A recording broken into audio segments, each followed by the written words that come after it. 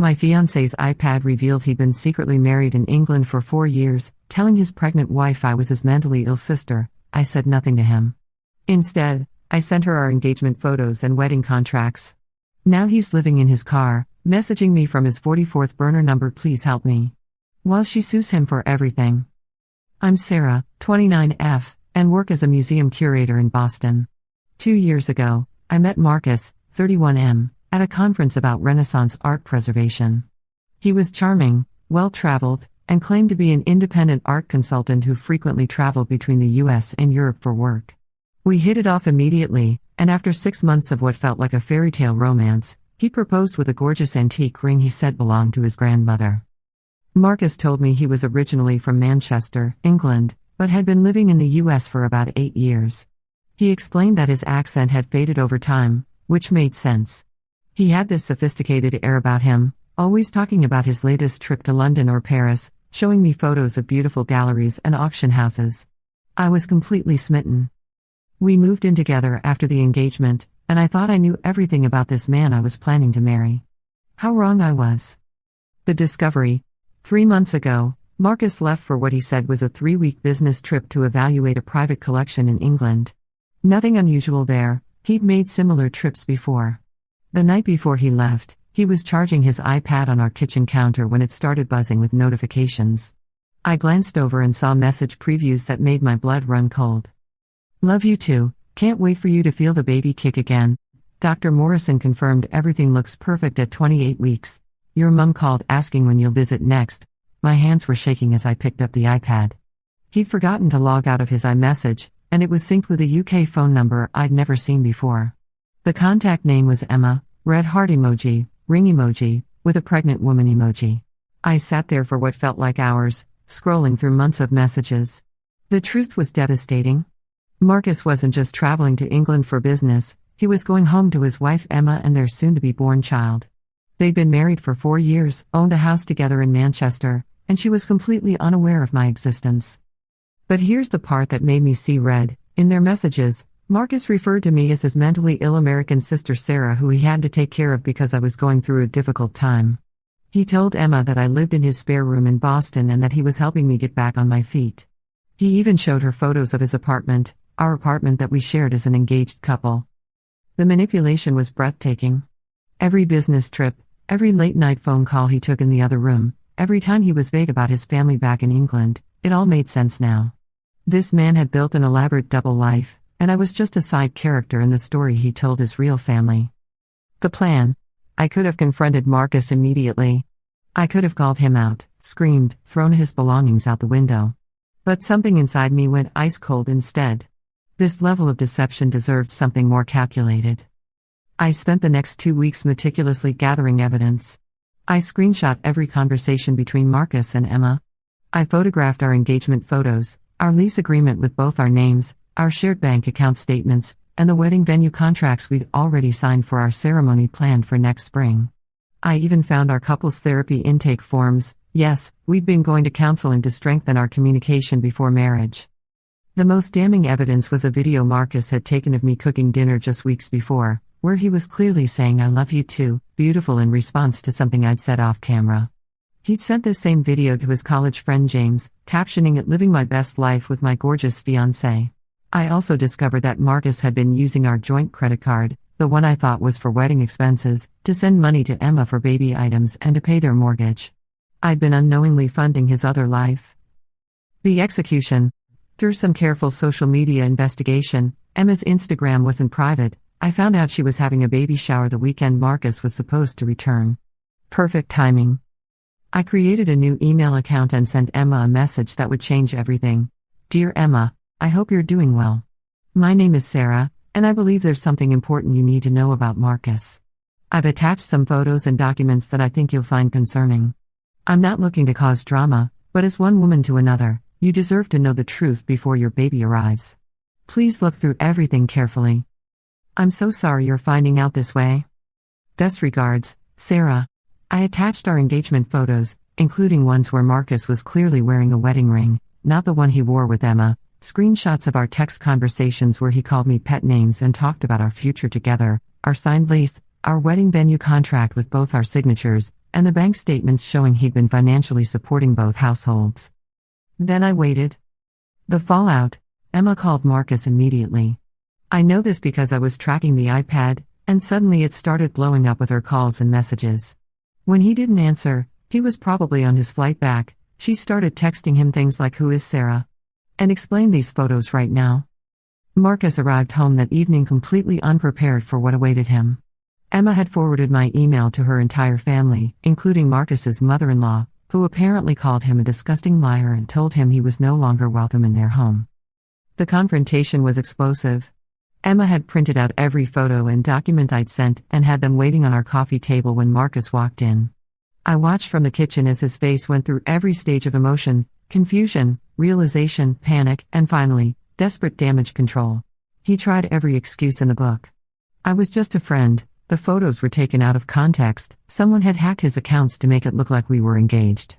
But when Emma called him during this conversation and I heard her voice through his phone screaming about the wedding contracts and bank statements, he finally broke down and admitted everything. The aftermath: what happened next was swift and merciless. Emma immediately filed for divorce and hired what must be the most ruthless family law attorney in Manchester. Within days, she'd frozen all their joint accounts, filed for full custody of their unborn child, and started proceedings to force the sale of their house. But Emma didn't stop there. She contacted Marcus's employer. Turns out he worked for a prestigious auction house that prized its reputation above everything else. When they learned their employee had been conducting an elaborate fraud involving multiple relationships and financial deception, they fired him immediately. The art world is surprisingly small, and word travels fast. His career in the industry was essentially over. Meanwhile, back in Boston, I'd already started the process of removing Marcus from our lease and our joint accounts. I kept every receipt showing he'd used our money for his UK expenses, and my lawyer assured me I had grounds to recoup those funds. Marcus tried to return to Emma, begging for forgiveness, but she'd changed the locks and had her brothers waiting to escort him away from the property. He couldn't stay with his parents because Emma's family had already told them everything, and they were mortified by their son's behavior. The desperation: this is where the story gets almost sad, if I had any sympathy left for him. With nowhere to go in England and his reputation destroyed, Marcus flew back to Boston, probably hoping to somehow salvage our relationship. I'd already moved his belongings to a storage unit and had our locks changed too. He'd been using different phone numbers to contact me. I'm up to 44 different numbers at this point, which is just pathetic. The messages started angry and demanding, then shifted to bargaining, and now they're just desperate pleas for help. Some highlights: "Sarah, please, I can explain everything. I never meant for this to happen. I'm living in my car. I just need a place to stay until I can figure things out. You were always the one I really loved. Emma was a mistake from my past. I'll do anything to make this right. Please just talk to me. My family won't speak to me. You're the only person I have left. I haven't responded to a single message. What could I possibly say? That I forgive him for making me an unwitting accomplice in his fraud? That I understand why he thought it was acceptable to describe me as his mentally ill sister while planning to marry me? Current status: it's been 3 months since everything exploded, and the legal drama is still unfolding. Emma's divorce attorney has been relentless. They've uncovered even more financial irregularities, including money Marcus had hidden in accounts under his father's name. She's suing him for fraud, intentional infliction of emotional distress, and breach of fiduciary duty. The baby was born last month, a healthy girl, and Emma successfully petitioned the court to remove Marcus's name from the birth certificate until paternity can be legally established through proper channels. My own legal situation has been resolved more quietly. I recovered the money he'd stolen from our joint accounts, plus interest and legal fees. I also kept the engagement ring, which my jeweler confirmed is actually worth significantly more than Marcus claimed. Turns out he'd been lying about that too. The most satisfying part? Emma and I have actually become friends through all of this. We started talking after the initial email exchange, first comparing notes about Marcus's lies, then just supporting each other through the legal proceedings.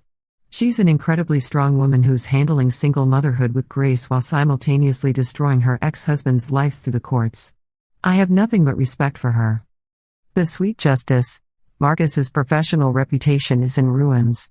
Word has spread throughout the art world about his personal conduct issues, and he's essentially been blacklisted from major auction houses and galleries.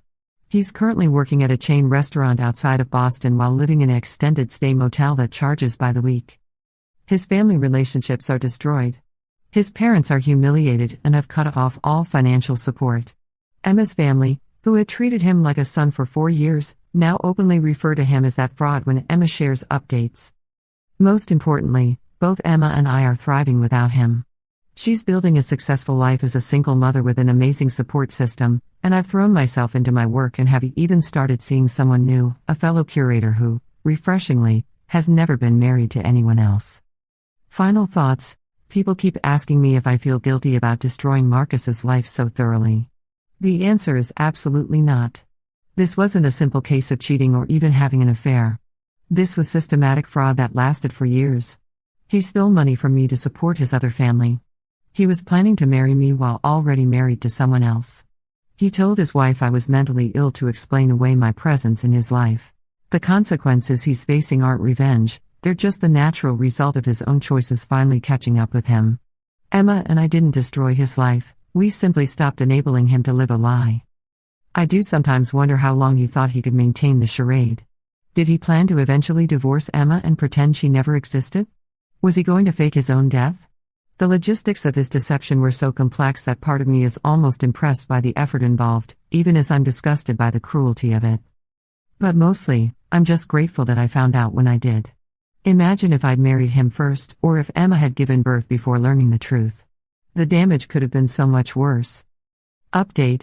Marcus sent me a message yesterday, number 45, for those keeping track, saying he's planning to move to a different state and start fresh.